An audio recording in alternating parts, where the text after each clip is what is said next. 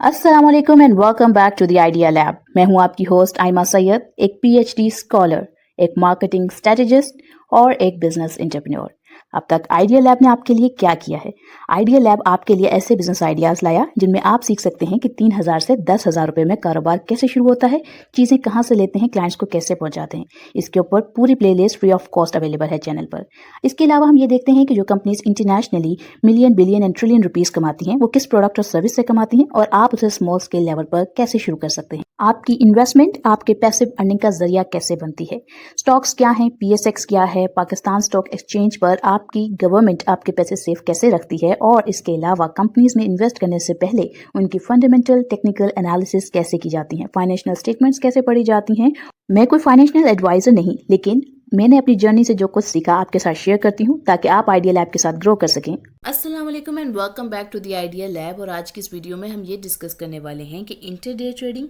Swing trading और long term investment के अंदर फ़र्क क्या होता है, इसके फ़वाइद क्या हैं, इसके नुकसानात क्या हैं और ये एक दूसरे से मुख्तलिफ किस तरीके से हैं, ताकि एज अ बिगिनर हम ये समझ सकें कि इन तीनों चीज़ों में फ़र्क क्या है और इससे हम किस तरीके से अपने पैसे कमा सकते हैं और फ़ायदा उठा सकते हैं। तो शुरू करते हैं। सबसे पहले ये समझते हैं कि ये तीनों स्टाइल्स क्यों इंपॉर्टेंट हैं। तो बेसिकली होता यह है कि ज़्यादातर इन्वेस्टर्स जो हैं वो पैसे के लिए इसलिए लूज़ कर जाते हैं कि उनको इस मार्केट की ये नॉलेज नहीं होती कि ये स्ट्रैटेजीज़ वर्क कैसे करती हैं, बल्कि वो स्ट्रैटेजीज़ को मिक्स कर रहे होते हैं। शेयर्स जो लॉन्ग टर्म के लिए ख़रीदने हों या फिर आप कह लें कि थोड़ी सी गिरावट पर वो इंटरडे ट्रेडर बन जाते हैं। तो इस तरह से जो है वो डिफरेंट स्ट्रैटेजीज़ को जब मिक्स करते हैं तो उसका नुकसान उनको बर्दाश्त करना पड़ता है। हर स्टाइल का एक अपना माइंडसेट होता है, एक टाइम फ्रेम होता है, एक रिस्क लेवल होता है और एक स्किल रिक्वायरमेंट होती है। अगर स्ट्रैटेजी क्लियर ना हो तो प्रॉफिट भी नहीं क्लियर होता और इवन आप लॉस के अंदर ही अपनी तमाम इन्वेस्टमेंट को गंवा देते हैं। अगर हम ये देखें सबसे पहले कि इंटरडे ट्रेडिंग क्या होती है, तो इंटरडे ट्रेडिंग का मतलब है कि सुबह बाय करना और उसी दिन मार्केट बंद होने से पहले सेल कर देना। इसमें शेयर्स जो हैं वो ओवरनाइट यानी एक पूरी रात के लिए होल्ड नहीं किए जाते हैं। सिर्फ सेम डे यानी कि आपने सेम डे में प्राइस की मूवमेंट पे फोकस किया, उसी दिन में ख़रीदे और उसी दिन में बेच दिए। अब इसके अंदर ना एक चीज़ ये होती है कि जो कंपनी प्राइस जो है, आप वो कंपनी की नॉलेज नहीं देखते, आप कंपनी के फंडामेंटल्स नहीं देख रहे होते, आप प्राइस की मूवमेंट को देख रहे होते हैं, टेक्निकल एनालिसिस को देख रहे होते हैं, आप न्यूज़ को फॉलो करते हैं, वॉल्यूम को करते हैं, मोमेंटम पे काम कर रहे होते हैं। तो इससे आप इंटरडे ट्रेडिंग करते हैं। अच्छा, यहाँ पर इंटरडे ट्रेडिंग के फ़वाइद और नुकसानात से पहले मैं आपको एक चीज़ बता दूँ कि जो हमारे पास इंटरडे ट्रेडिंग होती है, इसके अंदर क्योंकि हमारे पास मिल्कियत आती नहीं है, तो इसमें एक बहुत कह लें कि एक बॉर्डर लाइन है और आपको अपने इस्लामिक स्कॉलर से कन्फर्म करने के बाद ही इसके अंदर, अगर आप शरिया कॉम्प्लाइंट इन्वेस्टमेंट चाहते हैं कि आप चाहते हैं कि जो आपका पोर्टफोलियो है वह तमाम हलाल स्टॉक से हो और आप उसके अंदर ट्रेडिंग करें या स्विंग ट्रेडिंग करें या फिर आप कह लें कि लॉन्ग टर्म इन्वेस्टमेंट करें, और आप अगर किसी भी माइंडसेट से एंटर हो रहे हैं तो आपको अपने इस्लामिक स्कॉलर से उसमें गाइडेंस लेने की ज़रूरत होगी ताकि आपको पता हो कि आप सही काम कर रहे हैं। क्योंकि इंटरडे ट्रेडिंग में मेरी राय के मुताबिक जितनी मेरी इन्फॉर्मेशन है उसमें यह है कि बै कबलस बै का फिनोमिना लगता है, यानी कि आपके नाम पर वो स्टॉक्स जो आपने ख़रीदे हैं वो एक दिन के अंदर कन्वर्ट नहीं हुए होते हैं उस कंपनी के रजिस्ट्री के अंदर, काइंड ऑफ रजिस्ट्री के अंदर यानी रिकॉर्ड्स में। तो उसकी वजह से आप उसको सेम डे पे बेच नहीं सकते, क्योंकि आपके पास मिल्कियत नहीं होती, इसलिए आप उसको नहीं बेच सकते। इसलिए इंटरडे ट्रेडिंग मैं प्रेफर नहीं करती। दूसरा, मैं वैसे भी लॉन्ग टर्म इन्वेस्टमेंट या और स्विंग ट्रेड को हाइब्रिड मोड में रखती हूँ, लेकिन जो चीज़ लोग करना चाहते हैं उनकी अपनी पर्सनल चॉइस है और वो उसको अपने हिसाब से कंफर्म करके करें। और इंटरडे ट्रेडर जो है इन चीज़ों को देखते हैं, किन चीज़ों को, वॉल्यूम को देखते हैं, वॉल्यूम में सडन इंक्रीज आता है उन चीज़ों को देखते हैं, ब्रेकआउट्स को देखते हैं, ब्रेक डाउन को देखते हैं। इंडिकेटर्स जो वो फॉलो करते हैं वो ज़्यादातर होते हैं RSI, VWAP और MACD, और यहाँ सेकेंड्स और मिनट्स जो हैं वो इनके लिए मैटर कर रहे होते हैं। एक छोटी सी गलती जो है वो उनको लॉस में तब्दील कर देती है उनकी पूरी की पूरी ट्रेड को।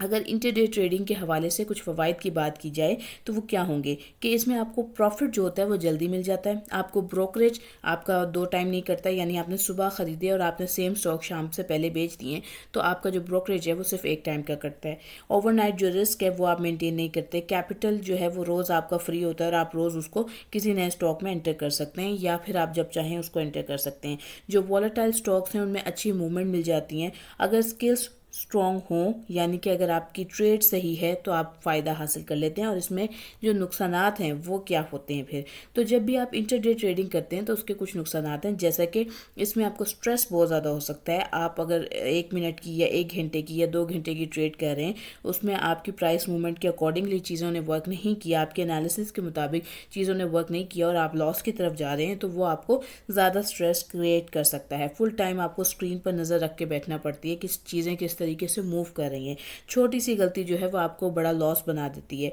और इसी तरह से जो ब्रोकरेज और टैक्सेस हैं प्रॉफिट का, ये इसमें भी एक बहुत परसेंटेज शामिल होती है, क्योंकि आपके ऊपर जो कैपिटल गेन टैक्स है वो तो लग रहा होता है। और अगर बिगिनर्स के लिए कहा जाए तो इंटरडे ट्रेडिंग उनके लिए एक बहुत ही डेंजरस चीज़ है, क्योंकि यहाँ स्पीड और डिसिप्लिन के साथ साथ जो है ना जो रिवॉर्ड है आपको वो स्पीड और डिसिप्लिन पे मेंटेन हो रहा होता है। तो आपको एज एन बिगिनर बिल्कुल भी इस तरफ नहीं जाना चाहिए। और अगर हम ये देखें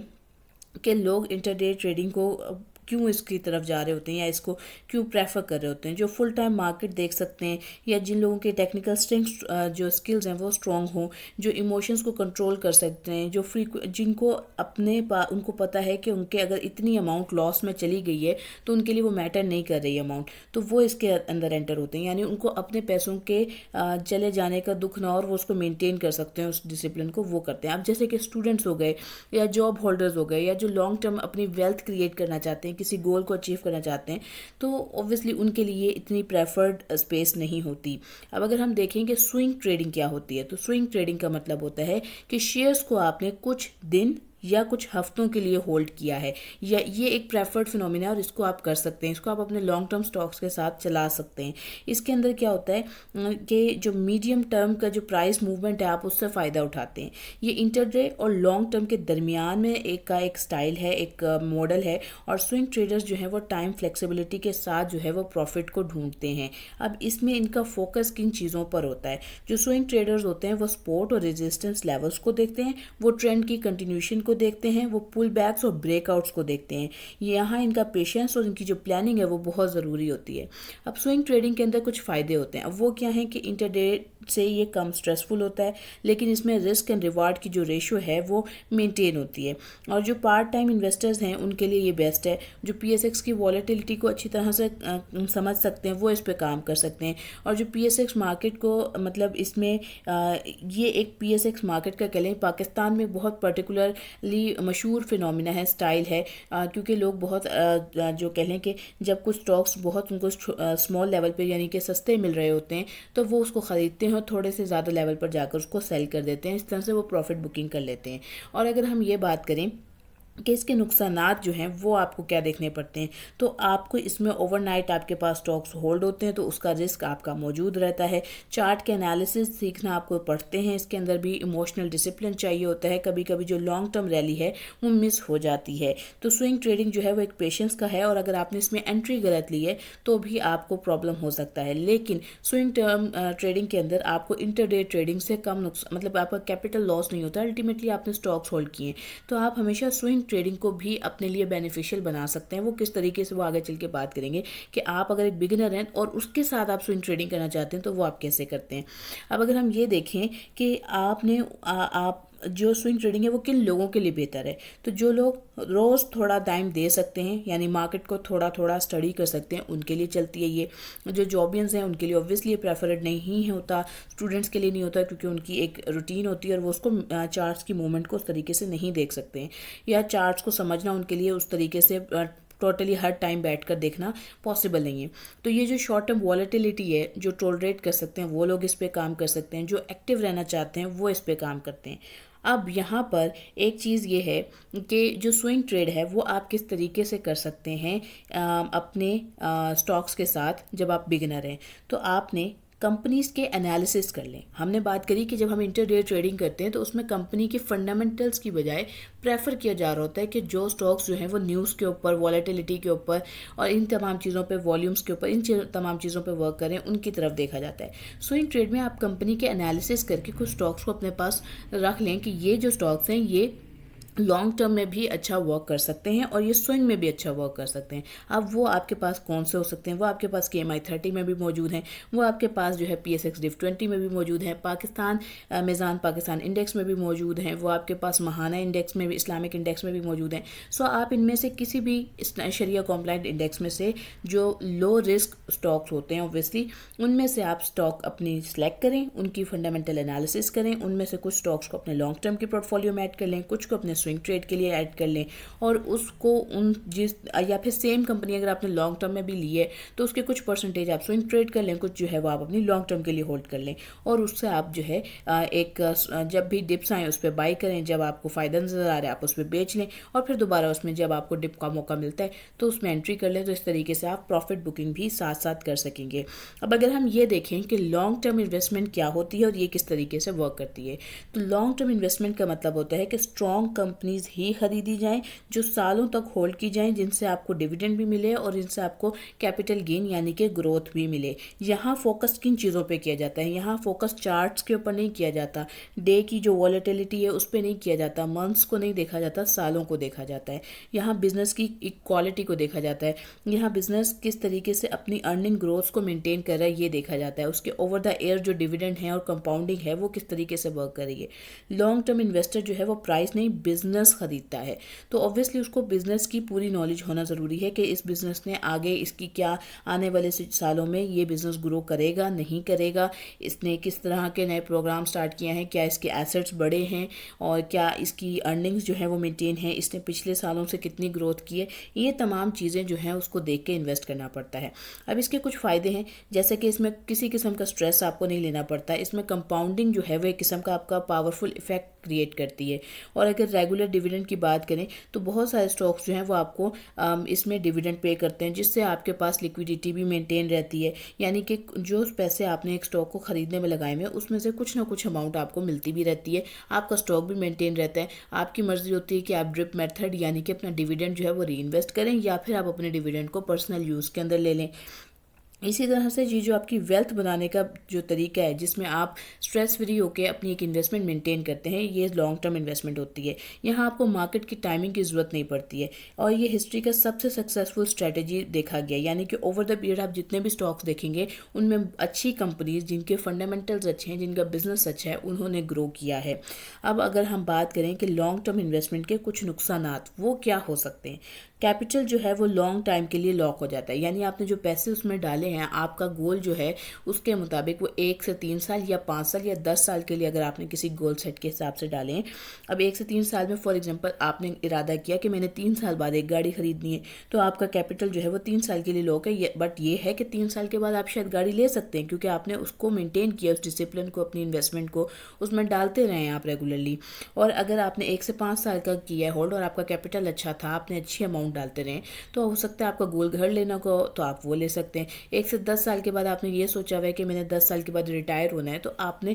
उसके हिसाब से इन्वेस्टमेंट की है। तो इस तरीके से जो आपका गोल है उसको अचीव करने तक आपका जो कैपिटल, जो आपकी अमाउंट है, जो आपके पैसे हैं वो इसमें लॉक हो जाते हैं। लॉक भी इस तरीके से कि आप जब चाहें उसको बेच सकते हैं, लेकिन आप एक माइंड सेट के साथ चलते हैं कि ये पैसे मैंने निकालने नहीं है, ये पैसे मैंने रोज टर्म के अंदर जो मुझे अगर आज इस 1 साल में कुछ मुझे पैसों की ज़रूरत पड़ती है या मुश्किल पड़ती है तो मैंने इन पैसों को नहीं छेड़ना। तो इस माइंडसेट से जब आप चलते हैं तो लॉन्ग टर्म में इन्वेस्टमेंट में आपको फ़ायदा हासिल होता है। शॉर्ट टर्म की जो कह लें कि बीच बीच में ये होता है कि आपने फॉर एग्जांपल अभी पहला साल है आपका और आपने स्टॉक्स खरीदे हैं, तो स्टॉक्स ने ऑब्वियसली नीचे भी जाना है, अपसाइड पे भी जाना है, तो अपसाइड पे तो आपको बहुत अच्छे लगेंगे वो स्टॉक्स, लेकिन जब वो आपकी बाइंग से नीचे जा रहे होंगे तब आपको डर भी लग रहा होगा कि ये स्टॉक्स तो बहुत नीचे जा रहे हैं। अब अगर आपके स्टॉक्स जब 10% से या 15% से नीचे चले गए तब वाकई डरने की बात है, क्योंकि आपने रॉन्ग एंट्री लिया या गलत स्टॉक्स चूज़ किए। अगर ये 10% और 12% से नीचे नहीं जा रहे हैं मार्केट की सिचुएशन ख़राब होने पर,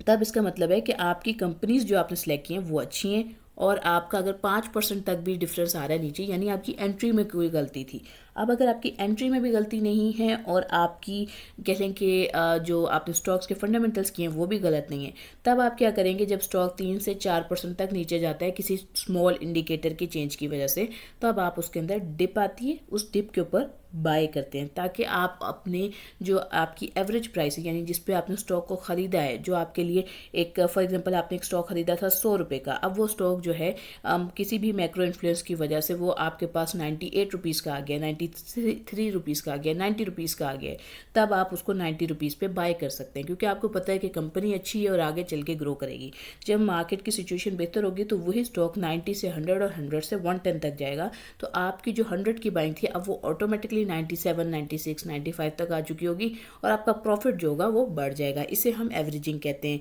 अब यहाँ पर अब हमने ये समझ लिया कि लॉन्ग टर्म इन्वेस्टमेंट किन लोगों के लिए बेहतर है। ये बिगिनर्स के लिए बेहतर है, जॉब होल्डर्स के लिए, क्योंकि वो डेली इसको बैठ के नहीं देख सकते, वो SIP प्लान इन्वेस्टर्स यानी कि जो सिस्टमेटिक इन्वेस्टमेंट प्लान लेके चलते हैं कि हर महीने उन्होंने इतने पैसे इन्वेस्ट करने हैं, उनके लिए बेहतर है। जो अपनी रिटायरमेंट प्लान कर रहे हैं उनके लिए अच्छा है। जो इस मार्केट को समझने के बजाय भी अपनी पैसिव अर्निंग करना चाहते हैं तो उनके लिए भी ये मार्केट बहुत अच्छी सेफेस्ट और प्रूवन स्ट्रेटेजी साबित हुई है ओवर द ईयर्स। अब अगर इन तीनों स्टाइल्स को हम कंपेयर करें तो इंटरडे जो है वो काफ़ी ज़्यादा स्ट्रेसफुल है, हाई रिस्क है और शॉर्ट टाइम रिक्वायर होता है। स्विंग ट्रेड जो है वो एक बैलेंस्ड रिस्क के साथ मीडियम टाइम रिक्वायर करता है। लॉन्ग टर्म में स्ट्रेस बहुत कम है, टाइम बहुत ज़्यादा रिक्वायर है, मगर आपकी वेल्थ भी हाईएस्ट लेवल पर क्रिएट होती है। यानी अब आप खुद सोचें कि आपने अगर एक इंटरडे ट्रेडिंग की, आपने 1 लाख रुपए इन्वेस्ट किए और आपने दिन के एंड पे निकाले और आपने 1,10,000 भी निकाल लिए, 1,50,000 भी निकाल लिए, और 50 तो बहुत ज़्यादा हो जाते हैं जैसे, तो वो कोई आपकी बहुत अच्छी आपकी एनालिसिस हो तो इसके हवाले से आप बात करते हैं, तो उसमें फिर ये है कि उसमें आपका ब्रोकरेज भी कटेगा, सारी चीज़ें कटेंगी। बट अब आपने 1 लाख रुपए पर मंथ इन्वेस्ट करते रहें तो ओवर द पीरियड जब आपकी जो वेल्थ बनेगी वो आपके लिए काफ़ी कुछ आपके जो गोल्स हैं लाइफ के वो अचीव करने में आपको हेल्प कर देती है। और इवन बहुत बार ये होता है कि आप जब 5 से 10 साल की कंटिन्यूटी मेंटेन करते हैं तो आपका जो डिविडेंड है वही इतना आ चुका होता है, आपका कैपिटल गेन ही इतना आ चुका होता है कि जो आपने इन्वेस्टमेंट की होती है वो ऑलरेडी रिकवर हो चुकी होती है आपके डिविडेंड से ही, और आप जो है अपने कैपिटल गेन को ही इंजॉय कर रहे होते हैं जब स्टॉक्स ओवर द ईयर आप मल्टीप्लायर्स के अंदर बढ़ जाते हैं। और अगर हम ये देखें एक PSX की रियल एग्जांपल को अगर हम यहाँ पर देख लें तो वो किस तरीके से होगी कि अगर एक इंटरडे ट्रेडर है और उसने जो है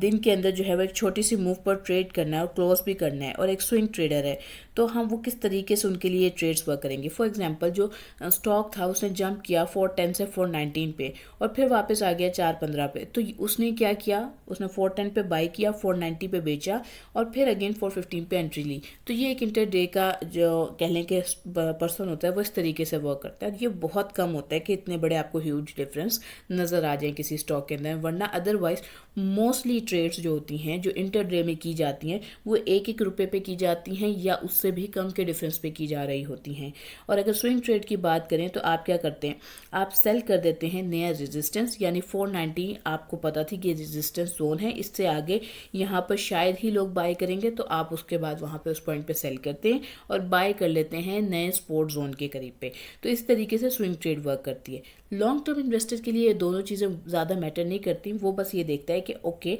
इस टेन्योर के अंदर मेरी एंट्री सही होनी चाहिए, डिप के ऊपर मुझे बाय करना है, मुझे अकोमोलेट करना है, फंडामेंटल्स को देखना है, और ये तीनों ही स्ट्रैटेजीज़ अपनी अपनी जगह बेहतर हैं। ये डिपेंड करती हैं इसको ख़रीदने वाले के माइंडसेट के ऊपर। अब ख़रीदने वाला माइंडसेट के ऊपर तो डिपेंड करती हैं, लेकिन इसमें कुछ गलतियाँ जो मिक्स किस्म के लोगों से हो जाती हैं वो क्या हो सकती हैं। फॉर एग्ज़ाम्पल आपने मुख्तलिफ स्ट्रैटेजीज़ मिक्स कर दी, आपने एक स्टॉक ख़रीदा लॉन्ग टर्म के लिए और आपने ये सोचा कि मैंने ये स्टॉक फंडामेंटल है, अच्छी कंपनी है, मैंने इसको 5 साल के लिए होल्ड करना है, और आपको ज़रा सा भी दिन के अंदर जो है कोई ज़रा प्रॉफिट नज़र आया और आपने उसको सेल कर दिया इंटरडे में फेयर की वजह से, कंफ्यूजन की वजह से, तो यहाँ आपने अपने कैपिटल को और अपने माइंडसेट दोनों को डिस्ट्रॉय किया। तो हमेशा क्लियर रहें कि आपने किस चीज़ को किस लिए किया है। अगर आप नहीं हो सकते इस चीज़ को, मतलब अगर आपको नहीं समझ आ रहा कि मैं किस तरीके से इसको अपने माइंडसेट में रखूँ, तो आप एक डॉक्यूमेंट बना लें, आप एक्सेल की शीट बना लें, वर्ड का, पावर पॉइंट का कोई शीट बना लें, या फिर आप अपने जो पेन एंड पेपर पे किसी डायरी में नोट करें कि ये स्टॉक्स जो हैं मैंने इंटरडे के लिए लिए हैं, ये मैंने स्विंग के लिए लिए हैं, ये मैंने जो है लॉन्ग टर्म इन्वेस्टमेंट के लिए लिए हैं, ताकि आपका माइंडसेट क्लियर हो, आपकी स्ट्रेटजीज मिक्स ना हो आपस में। अब अगर हम ये देखें कि हाइब्रिड मॉडल जो PSX इन्वेस्टर के लिए एक बेस्ट स्ट्रैटेजी के तौर पर वर्क कर सकता है, वो क्या हो सकता है, तो उसमें आप अपने 70% के जो अमाउंट है, आपके जो पैसे हैं, उनको लॉन्ग टर्म कोर कंपनीज के अंदर इन्वेस्ट कर सकते हैं। ये कंपनीज मैं कोई फाइनेंशियल एडवाइस नहीं दे रही हूँ, लेकिन आप इन कंपनीज के फंडामेंटल एनालिसिस कर सकते हैं, इनके 5 साल के डिफरेंसेस को देखें और आपको अंदाज़ा हो जाएगा कि इन्होंने आपको कितनी वेल्थ क्रिएट करके दी है। और अगर आप मुझे कहेंगे तो इंशाअल्लाह फिर हम भी इनकी सीरीज़ वाइज इनके क्या 5 साल के अंदर डिफरेंसेस रहे, कंपनीज क्या करती हैं, इनके हवाले से डिस्कशन कर सकते हैं। और अगर हम देखेंगे 30% जो है वो आप अपनी स्विंग ट्रेडिंग के लिए रखें, जिसमें आप ट्रेड्स को देखेंगे, आप पुल बैक्स को स्टडी करेंगे, रैलीज को देखेंगे। तो अवॉइड करना चाहिए आपको इंटरडे, जब तक कि आपके पास एक तो इस्लामिक कोई गाइडेंस मौजूद ना हो, आपके पास फाइनेंशियल गाइडेंस मौजूद ना हो, तो उसको आप बिल्कुल अवॉइड करें। और आप जो है ये जो आपकी PSX की मार्केट है, ये आपको स्टेबिलिटी भी देती है और अपॉर्चुनिटी भी देती है। अगर हम ये देखें कि आपने अपनी स्ट्रेटजी को चूज़ करना है और उसके लिए आप अपनी एक ऑनेस्ट चेकलिस्ट किस तरीके से बना सकते हैं, यानी आपको कैसे पता चलेगा कि आप एक इंटरडे ट्रेडर हैं, आप एक स्विंग ट्रेडर हैं या आप एक लॉन्ग टर्म ट्रेडर हैं। तो ये कुछ सवालात हैं जो आप उससे पूछ सकते हैं। इसके अलावा भी हैं, हाँ, लेकिन आप ये कुछ जर्नल क्वेश्चंस हैं जिनसे आपको मज़ीद सवालात ढूंढने में आसानी हो सकती है। जैसे कि आप ये पूछें, क्या आप पूरा दिन एक स्क्रीन के ऊपर बैठ सकते हैं, यानी सुबह से शाम तक आप एक स्क्रीन के तमाम चार्ट्स को मॉनिटर कर सकते हैं, मुख्तलिफ स्टॉक्स को उस टाइम पर देख सकते हैं, कि आपके पास मल्टीपल स्क्रीन ऑप्शंस हैं कि आप उनको स्विच करके देख सकते हैं। अगर कर सकते हैं तो फिर आप एक इंटरडे ट्रेडिंग कर सकते हैं। अगर आप जो है लॉस को आप 100% लॉस, 50% लॉस 60% जो लॉस है उसको बुक कर सकते हैं। तो क्योंकि देखें, कोई भी इंटरडे ट्रेडर अगर आपको ये कह रहा है कि मेरा कभी लॉस नहीं हुआ, तो वो आपसे गलत बयानी कर रहा है। तो इसमें लॉस होते हैं, अगर आप वो लॉस बेयर कर सकते हैं तो ही इसके अंदर जाइएगा, अदरवाइज आपको इंटरडे ट्रेडर नहीं है और उस तरफ आपको जाना भी नहीं चाहिए। अगर आपको पीस ऑफ माइंड चाहिए तो फिर आप एक लॉन्ग टर्म इन्वेस्टर हैं। अगर आप जो है वो फ्लेक्सिबिलिटी के हिसाब से चार्ट्स को देख सकते हैं, यानी कि आप एक स्टूडेंट हैं, एक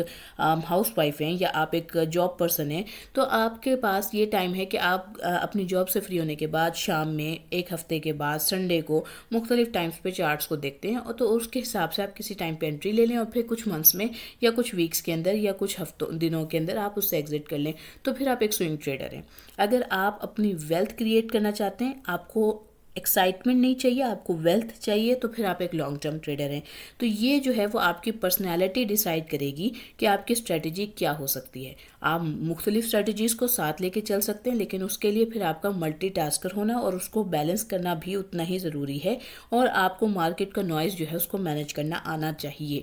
अब अगर हम इसके हवाले से एक फ़ाइनल कंक्लूजन की बात करें, तो इंटरडे ट्रेडिंग जो है वो प्रोफेशनल स्किल है और वो एक शॉर्टकट मेथड नहीं है, उसके अंदर एक प्रॉपर स्किल सेट रिक्वायर होता है। स्विंग ट्रेडिंग जो है वो एक बैलेंस्ड एक्टिव स्ट्रेटजी है, और जो लॉन्ग टर्म इन्वेस्टमेंट है ये आपका एक टूल की तरह वर्क करता है, ताकि आप अपनी जो है स्ट्रॉन्ग वेल्थ उसको जनरेट कर सकें। इन तीनों को मिक्स ना करें, इनके साथ अलग अलग वर्क करें। इनका हाइब्रिड मॉडल भी बनाना है तो उसको भी अपने माइंडसेट में भी क्लियर करें और अपने डॉक्यूमेंट के अंदर भी क्लियर करें, ताकि आप फ़ायदा हासिल कर सकें। और आज के लिए मैं आपसे लेती हूँ अलविदा। उम्मीद करती हूँ आपको आज की वीडियो अच्छी लगी होगी। मुझे दुआ में याद रखिएगा। इंशाअल्लाह फिर एक अच्छी वीडियो के साथ मुलाकात होगी। अस्सलाम वालेकुम।